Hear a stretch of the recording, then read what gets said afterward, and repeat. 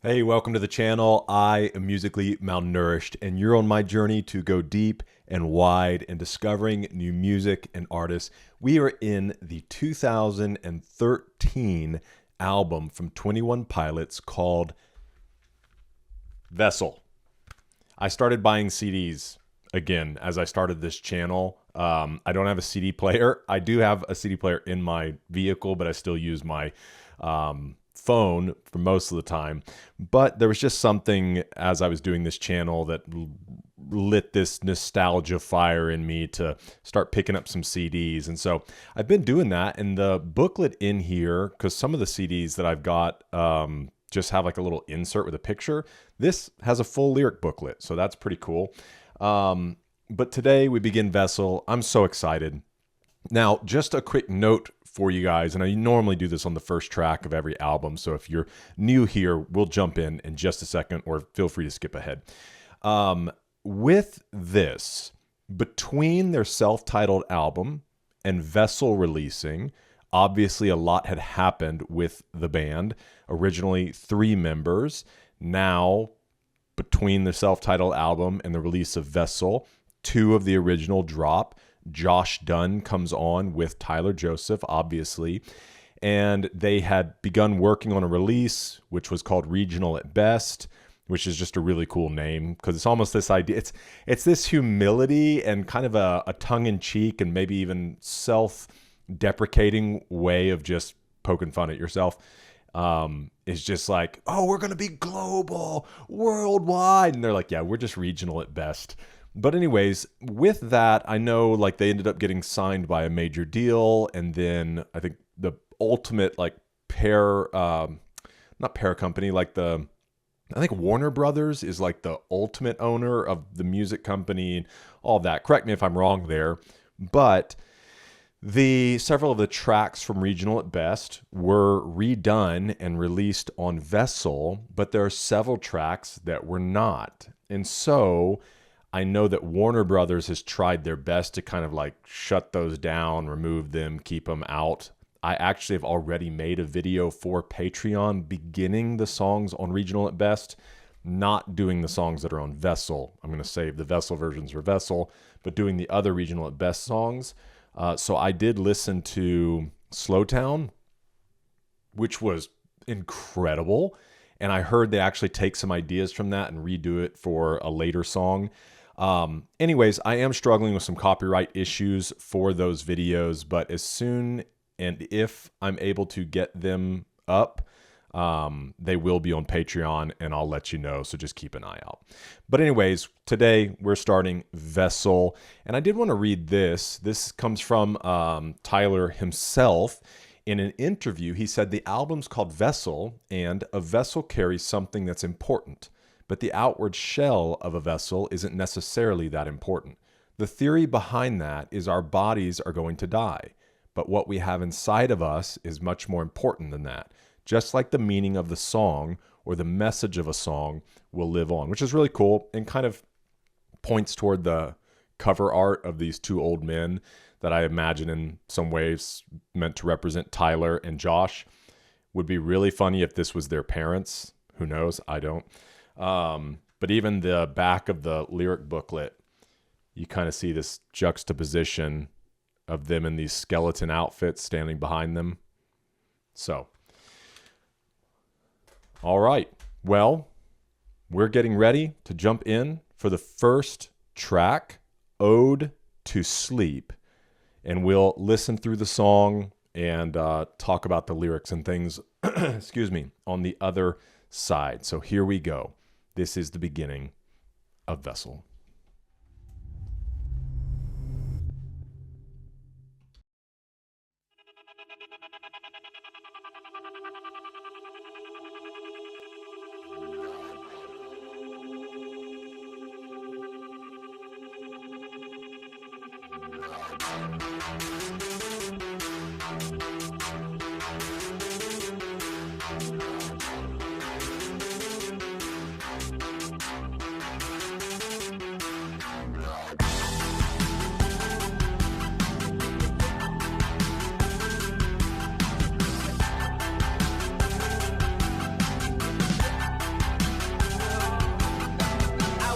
fine and dandy, but then by the time I find it handy to rip my heart apart and start planning my crash landing, I go up to the ceiling, then I feel my soul start leaving like an old man's hair receding.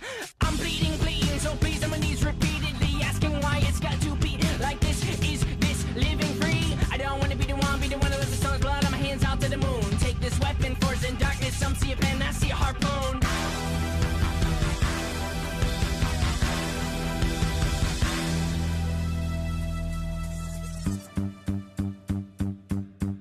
Oh, that was interesting. I was trying to piece it together there for a second. Sounds like he's saying this idea of this man. I don't even know if I can analyze Tyler's lyrics in real time. So maybe I'll just comment on the sound first. We'll focus on lyrics on the other side. This is awesome. I even said this when I listened to Slow Town. Just the move up in their production and kind of a tightening in on Tyler. Like I love, obviously in Self-Titled, this very poetic, very free, but even myself, with whatever disciplines you have in life, even in public speaking or things like that, like you start out very raw, very fresh. It's all heart, it's all passion. And then over time, it's not that you reduce that passion, you refine it, so that you can speak more clearly, more succinctly, communicate what you're trying to say to reach the most amount of people. And so I'm not saying necessarily it's the same like reaching the most amount of people for Tyler, but just the tightening of his gifts and pointing them. And I feel like that's kind of what he was even saying there with some see a pin, I see a harpoon. So the sound is just it's so good, dude. I'm so excited. So you guys are like, so then stop pausing it. Okay, we'll do. I'll stay awake, 'cause the dark's not taking prisoners tonight.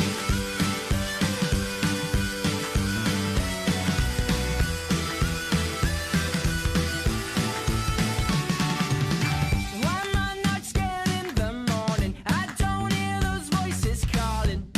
I must have kicked them out.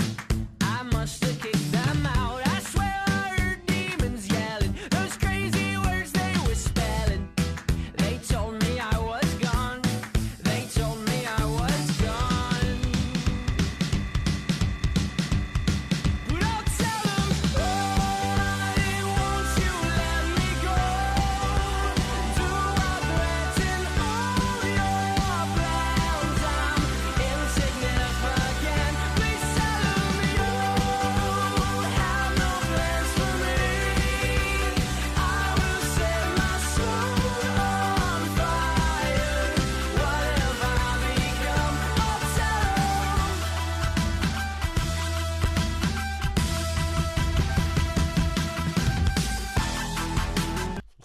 Okay. How many sounds are we going to explore in this song? And yet they are all complementary. And I don't know if it's called an overture. I could be getting that wrong, but it's almost this this swapping, and it did that the heaviest in the beginning. There was just this like very certain sound, and then it kind of came to an end, and there was this very like bright, happy type sound. Anyways, so I don't know if it's called an overture, but it is almost like, at least from what I've seen and known of what an overture is kind of this intro type thing and then switches to something else. But this is super cool.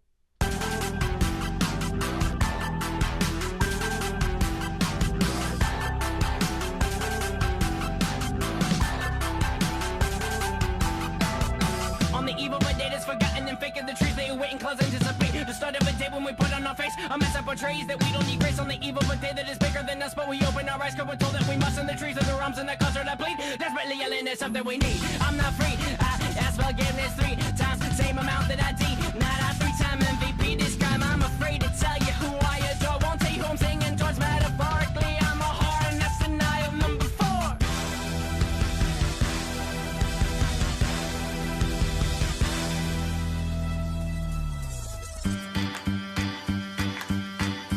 I'll stay awake, 'cause the dark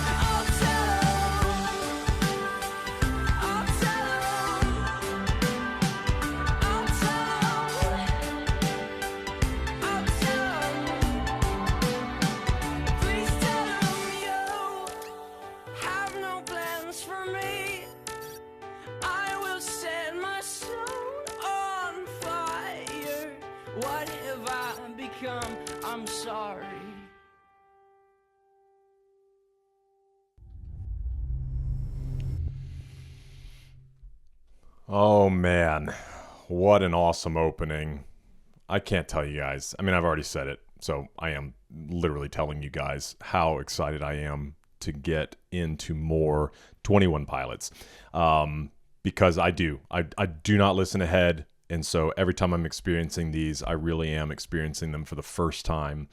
And just trying to soak it up. You know, it's not about making content. That's part of it, and that's a fun side of it, and being able to share it with you. But I'm doing it. It's almost an excuse to drive my own curiosity. It gives me a reason to keep listening and discovering, and so I'm thankful for that. Okay, just because I struggle with it, we are going to go look at what an overture is. Just so that I'm clear on it. Some of you really fast in the comments probably already explained it or corrected me, but let's do this. What is an overture in music? An overture in music is an instrumental piece that typically serves as an introduction to a larger work, such as an opera, ballet, musical. Okay. The overture sets the mood and introduces key themes or melodies that will appear later in the performance.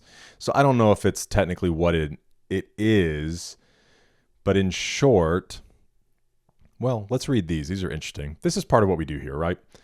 In the Baroque in the Baroque era, I have this big clunky coffee cup.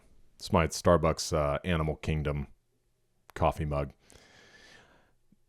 In the Baroque era, excuse me, overtures like those by Lully or Handel had a formal structure, often a slow, majestic opening followed by a faster section. I mean, you know, I'm not totally wrong here, okay? In the classical and romantic eras, composers used overtures to build excitement and hint at musical ideas that would unfold later in the story. So an overture, musical opening statement, setting tone, hinting at themes, inviting the listener into the world of the performance. I wonder how smart. Let's see.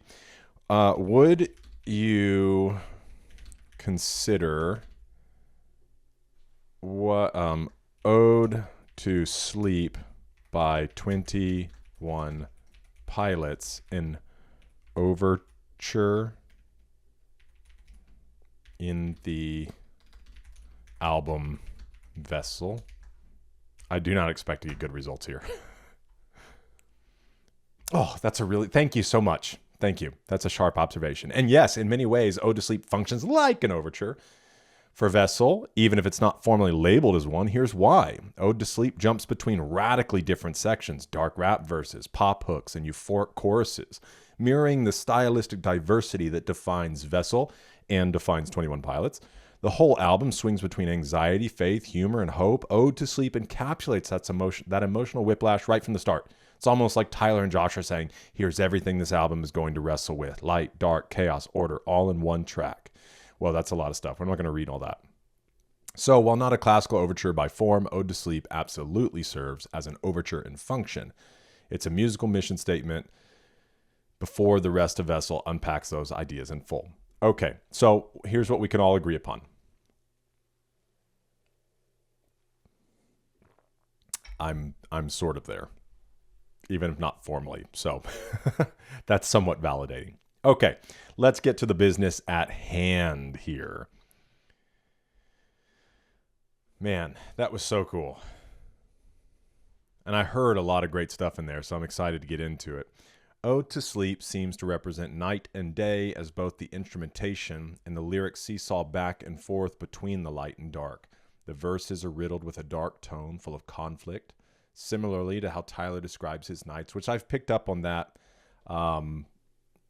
probably just from the comments and talking with you guys through Self-Titled, that there is this challenge to the night and to sleep. And we did actually discuss that in one of the videos, because the reality is, and you can use music, you can use TV. Some people use alcohol and drugs. Some people use, honestly, relationships and other people to try to medicate I mean, we can talk about all kinds of things, you know, food. There are all kinds of things that as people we run to medicate and hopefully silence the fears and anxieties and things that we have. But at some point, it is just silence. And sometimes that's people laying awake at night. And in that silence, you begin to entertain all sorts of thoughts. And so that can be a very dangerous, and you know, it's really eerie in the sense that it fits the themes of just night. Night is the dark. Night is lonely. You know, but on the other side of the dark is, was it in one of the albums? Dude, this might have been in one of the Band-Maid videos. You may not be following along with the Japanese rock band that we're looking at called Band-Maid, but I can't remember if it was in that or one of the other 21 Pilots songs, but it was a really beautiful metaphor of the moon that I'd never thought about before. The only reason the moon shines is because it's reflected off the sun. So even in the night, in the dark, the moon itself is a reminder that there is still light and that light is coming. So that's really cool. So the pre-chorus, chorus, and outro all share a lighthearted tone in which Tyler sings about conquering the night and the depression it invokes. Ode to Sleep is Tyler Joseph's favorite song to perform live. That's cool. I wonder if this is confirmed by an interview or something. Favorite song. It is. Oh, check this out. Okay. There's so much content from these guys. And I just keep a little playlist together of things I come across. That way we can, in time, you know, we'll get to as much as possible as we can on Patreon.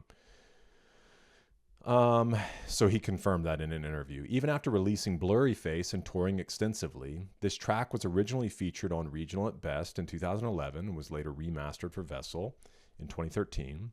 The reason why this is the first song on the album is that I feel like it kind of prepares the listener for the rest of the album. Maybe even call it an overture.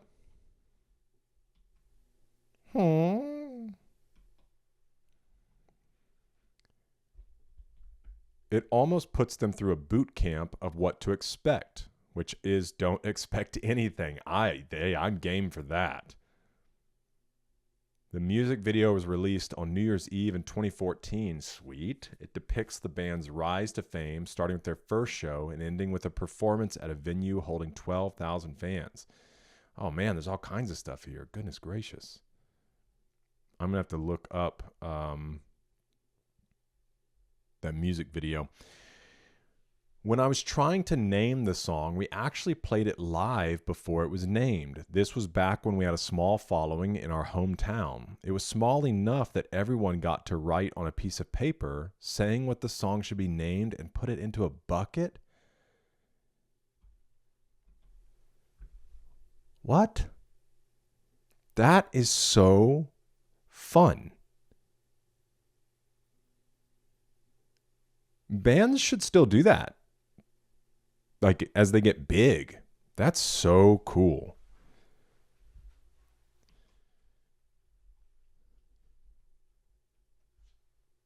Sleep is something that is so important.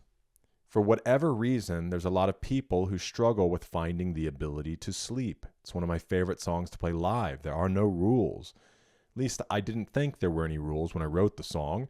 If I wanted to slow the tempo down, if I wanted to rap, I thought you could do just do anything. Truth is, you can do anything. It's just some people find it odd and they don't like it very much. It's the perfect song to have at the beginning because it lets people realize, hopefully, that this album is going to be different than anything you've heard. That's awesome. So yeah, I'll look up that music video. All right, let's get into the meat here. I wake up fine and dandy, but then by the time I find it handy to rip my heart apart and start planning my crash landing. I wonder, let me confirm. I feel like I wake up fine and dandy, but then by then, I don't know. Maybe it's right. Maybe I'm just looking at it wrong. And I know coming into, more of 21 Pilots, I am not trying to like over analyze these things. So much of it is poetic. So much of it is interpretation. And so I'm finding the balance there. And I'm honestly just chasing my own curiosities in real time. So you guys get the like full unedited version. I mean, I literally, unless I like fell down, I don't edit these. And so you're with me in real time, almost as if it was a live stream. And so let's see. I wake up fine and dandy, but then by the time I find it handy. So I think it's just a way of him saying, I don't know. Let's just keep reading for a second. To rip my heart apart, start planning my crash landing. See, this is what I think it's just the way that he's phrasing it to fit for himself. Because that's one thing I was talking with somebody in the comments. Sorry, I just switched camera angles. I'm going to come back here for a second. I was talking to somebody in the comments that, sometimes when you're trying to communicate something, especially in an artistic way, through poetry, through lyrics, honestly, through writing, and it's a little harder when you're talking about like writing a book or a story, because you do have to be very clear and succinct and in how you're portraying something, or people just, they're going to think it's a typo like I just did. Point proven. But it's kind of like when you're trying to express something, sometimes you don't have the perfect words or the perfect phrasing. And whether you're trying to express a message or he's just trying to bring about a sound, and as he's singing it or rapping it, it's like, it's just the way it comes out. And somebody be like, well, shouldn't you switch then? And because that doesn't, and he's like, no, it's just, that's how I want to say it.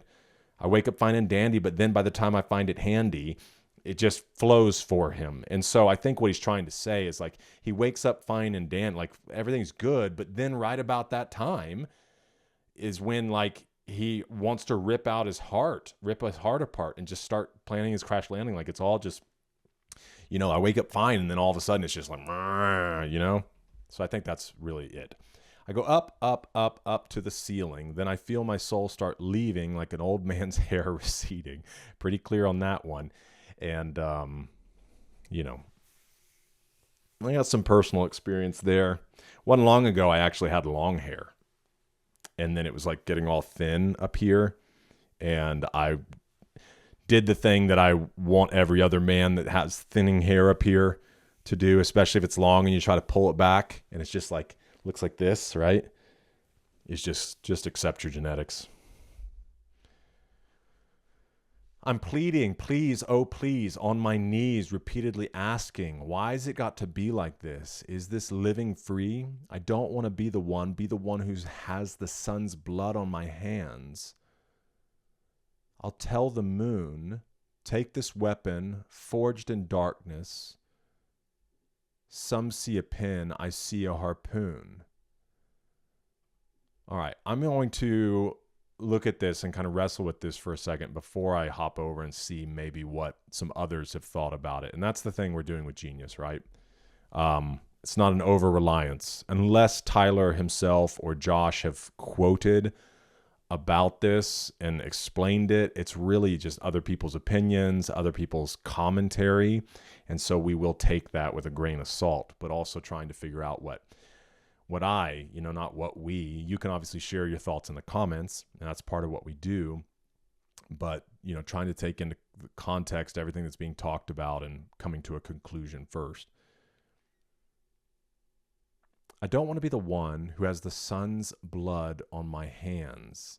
It sounds to me almost like the destroying of your day. I'll tell the moon, take this weapon forged. Oh, I think I'm onto something, okay? Just my opinion. Because if he's talking about waking up fine and dandy, and then he just starts like crash landing, this idea of destroying the day, I feel like it has to do with this sun's blood on his hands. I'll tell the moon, take this weapon forged in darkness. So it sounds to me like the anxiety, the depression, or whatever that you face in the night, in the darkness, this weapon forged in darkness, like these lies that come against you, and that he takes them and he writes and he muses in that darkness. And so therefore some see a pen, but it's a harpoon. It's something that he can fight with. So I think, at least for me, that's what it's saying. Oop, wrong one, sorry. Let's pop this out here. He's stating the morning is not his enemy by simply telling the moon to take the harpoon Tyler forged from the dark depths of his mind. He is not only allowing the night to take his counteractive writings, he's also declaring the night as his nemesis. Interesting. See, I was saying yes, not necessarily the night as his nemesis, yes, but also just the lies, what he would call even demonic forces, and utilizing what could destroy him to turn it into a weapon.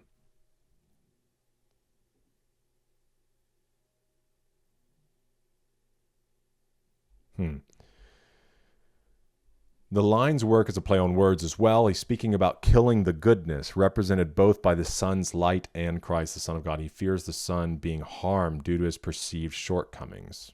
Okay. I don't know. Maybe I'm off.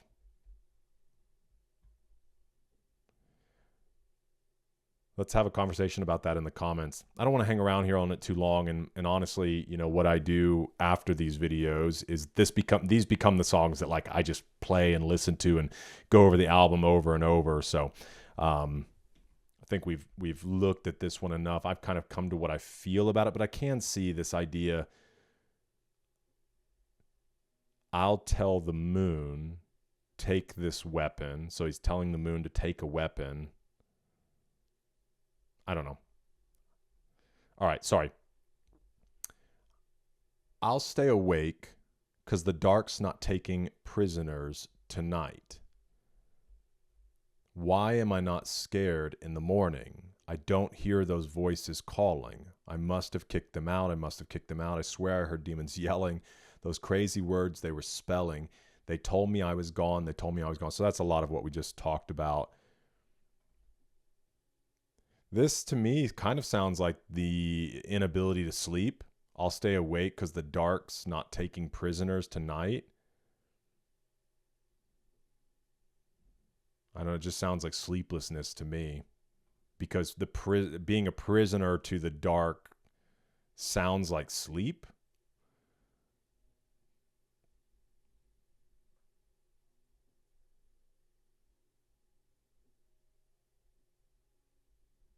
In the inability to sleep. Tyler's determined not to give in to his doubts and inner demons, or as he calls them, the dark. As he mentions in Car Radio, faith is to be awake. The music becomes upbeat here and showing the brightness of Tyler's faithful side and his commitment to staying awake or overcoming his obstacles. I think that's the other thing I have to remember too is, and I do look past just the literal. So the idea of the dark doesn't necessarily have to fully represent night. Although I think that we are seeing that pretty clearly in the way that we're trying to look at these, not just literal, but poetic in nature. Saying the dark usually takes prisoners shows just how much of a toll Tyler's demons and doubts have taken on him. Prison is a restricting place that prevents criminals from causing harm upon others. However, in Tyler's case, he's done nothing wrong. The negativity in his mind is trapping him. He doesn't deserve to be weighed down like this.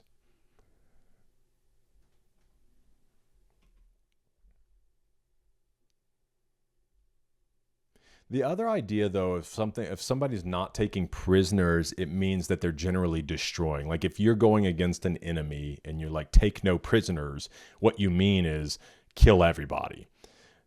YouTube algorithm, if you're listening to me talk, please know I'm talking about a song, okay? And so this idea of I'll stay awake because the dark's not taking prisoners tonight is this idea also to me of like being aware, being vigilant because the night is coming after me to destroy me. I'll tell them, why won't you let me go? Do I threaten all your plans? I'm insignificant. So this is what I love and almost speaks to me to the title of the album, or I'm sorry, even the previous one, Regional at Best. It is this all idea of like, why are you coming against me so much? Like, I'm regional at best, which is honestly really beautiful. How blessed they have been to speak to the audience that they've been able to, the amount of people they've been able to impact.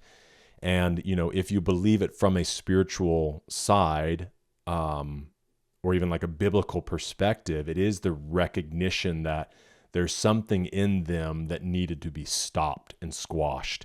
And the hope of an enemy would be to silence Tyler at a young age, whether that's through him quitting, whether that's through him giving into insecurities and not sharing his gift, whether that is to him taking his own life.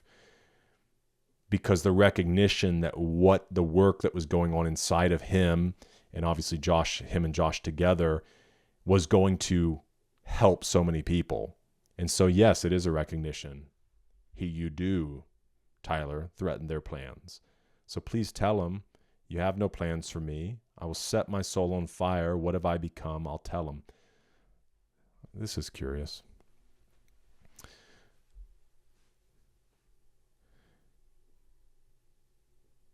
He's telling his demons to leave him alone because he doesn't feel like they hold any significance toward him anymore.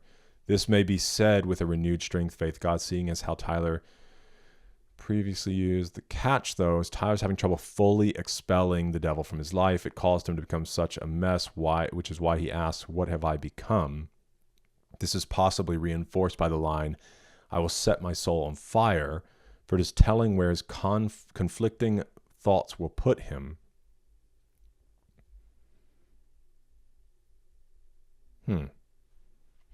Because there really are two ways you can look at that idea of setting your soul on fire.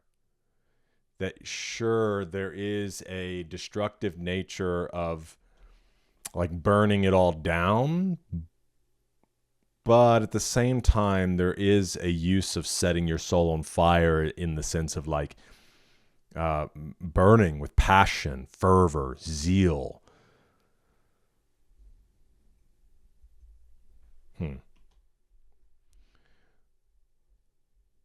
You know what? One thing I'm going to resolve myself to is not having to come to any clear conclusion while on these videos. And I hope that's okay with you. Share with me in the comments if it is, because I think that there is enough here, number one, that's going to speak to people differently, but two, just takes time to settle. And so there will be things, because even in Sleepy Town, like that was a simple song, breaking that down, very straightforward. But in some of these that are very poetic, I think I'm just resolving myself to not have to come to a got it 100%. But I'm going to throw some ideas out there and sometimes not have a fully formed opinion. On the eve of a day that's forgotten and fake, as the trees, on the eve of a day that's forgotten and fake, as the trees they await and clouds anticipate, the start of a day when we put on our face a mask that portrays that we don't need grace, on the eve of a day that is bigger than us, but we open our eyes because we're told that we must. And the trees wave their arms and the clouds try to plead, desperately yelling, there's something we need. I'm not free. I asked forgiveness 3 times. Same amount that I denied. I 3-time MVP'd this crime. I'm afraid to tell you who I adore, won't tell you who I'm singing towards. Metaphorically, I'm a whore, and that's denial number 4. Wow. Okay. There's a lot going on here. I am curious of this line. There's something we need. Maybe he's using this idea of the trees, the clouds, as part of the day, is also kind of showing us. Oh, okay, hold on. I think that what it's saying is not that the way I was reading this is that the trees wave their arms and the clouds try to plead, desperately yelling, in the sense that, like, I was reading it as if, so say I'm a tree and the tree is saying there's something I need. So I'm like, what is nature needing? But I think what he's trying to say is that nature around us is pleading with us. There's something you need. Like, they know it. And obviously, if you continue with the biblical stance of things and a biblical worldview on these things, you know, in the Gospels, it says that, all creation is crying. I'm sorry, that may not be in the Gospels. But the idea is that all creation is crying out. All creation is worshiping, because they understand where they come from. But as people, we're pulled in so many directions, and we have lusts and passions and desires and addictions and fears and anxieties. And, and that's what sets us apart from nature, being unique beings. And so it's like nature is trying to plead with us, like, you need something more than what you're pursuing in this day. And then he goes on, this is obviously, there's a parallel here with Peter's denial of Christ on the night of his crucifixion. Because the interesting thing with Peter, is he says to the Lord, like, I'm with you, whatever the cost. Like, I'll die with you. Makes me think of the Inside Out movie. Was it Disney Pixar? I don't know if you've seen that movie, but at the end of it, it's the teenage boy, the like melodramatic teenage boy. He's like, I will die for Riley. Anyways, that's Peter. I will die for Jesus. And then when rubber meets the road and Jesus is arrested, taken into the courtyard and, about to be put on trial, and Peter's there warming himself by a fire, and somebody's like, You were with him, right? And he's like, no. And they're like, I'm pretty sure. No, and so there's obviously a parallel here, because even after Peter's denial, when Jesus is resurrected and they share a meal together, sorry, I keep flip-flopping between these angles. After the resurrection, Jesus appears to the disciples. They had been fishing all night. And when they come in, they recognize it's him, and they're sitting and sharing a meal together. And Jesus asks Peter, do you love me? And Peter says, of course, you know the answer. Of course I love you. And he asks him that 3 times, which is a mirroring of the 3 times that he denied him. And each time he says, well, then feed my sheep. And Peter obviously goes on to be a foundational part of the birth of the church. And when I say church, I don't mean like the organization, the church. Church is actually a word that means a calling out to oneself, because that's what God does to us. He calls us out of darkness and into light. He calls us out of ourselves into him. And so the church is just a call, him saying, you come follow me. And so Peter becomes a major part of that. But anyways, that's the whole concept of feed my sheep. It's like, hey, do my work. Go care for my people. And Peter ends up dying, for his faith in Christ. He's crucified himself. And legends tell us that he's crucified upside down. So, in this sense here, I asked forgiveness 3 times, the same amount that I denied. I 3-time MVP'd this crime, which is just interesting, is this idea of like not feeling like you've overcome your demons and feeling like you have to keep coming back to this place of asking for forgiveness, asking for help. And man, it's so good to just realize like the Lord is patient with us and he understands our weaknesses and he cares deeply. And so I 3-time MVP'd this crime. How many times do people feel like they've just messed up too much? They're beyond hope. There's no coming back. And so that's kind of what he's reflecting there. I'm afraid to tell you who I adore, won't tell you who I'm singing towards. And I wonder if this is him kind of talking about his struggles, even in being open about his faith, maybe. He fears his career will be killed. His writing will mean nothing to his target audience, given that his main goal for his career may just be to bring the truth of God to as many people as possible. It seems perfectly normal to be terrified of losing the ability to reach that goal. Of course. And that's even a fear I share on this channel. I'm going to share from my perspective, and what is real to me and what I believe and what I've seen to be true in my own life. But I've always invited on this channel, you don't have to agree with me. You don't. And there are so many people, even with Tyler's music, that don't fully subscribe to his religious beliefs, but the ideas in which he's sharing are so potent, so beautiful, so meaningful, so universally felt by people that even, and he's not shoving it down their throat, that he can talk about these things and people find hope and healing through his music. And so, but there is a reality too that's like, man, if you call yourself Christian, there are people that just immediately write you off.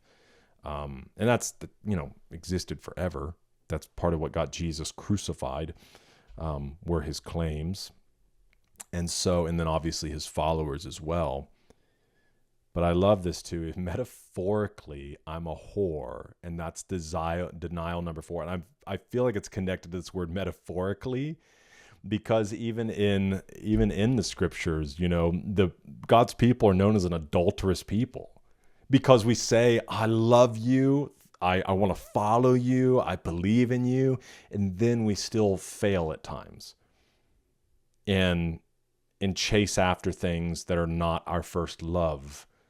And so an adulterous people is the word for that. And so it's funny because the way he says metaphorically, it's like it's a denial number 4, because it's not just metaphorically, it's literally, So if he were to say literally, I'm a whore, then this denial number 4 wouldn't need to be there. But if he's like, metaphorically, I'm a whore, which is only like a half truth, because he's like, I know that I am at times. I know that I go astray. So I thought that was a really cool line. I'll stay awake because the dark's not taking prisoners tonight. Okay, so we're back in the chorus. But I'll tell him, okay, all right. And that's kind of where it wraps up there. Wow. All right, man. What a strong opening. This is a very long first video. Thanks for being with me on this ride. Looking forward to the remainder of this album. I'm going to make sure I look up that music video, and we'll get that up on Patreon. Let's have a conversation in the comments. Thank you for being here and for being a part of this video. And I hope to see you in the next one, because we are eating good.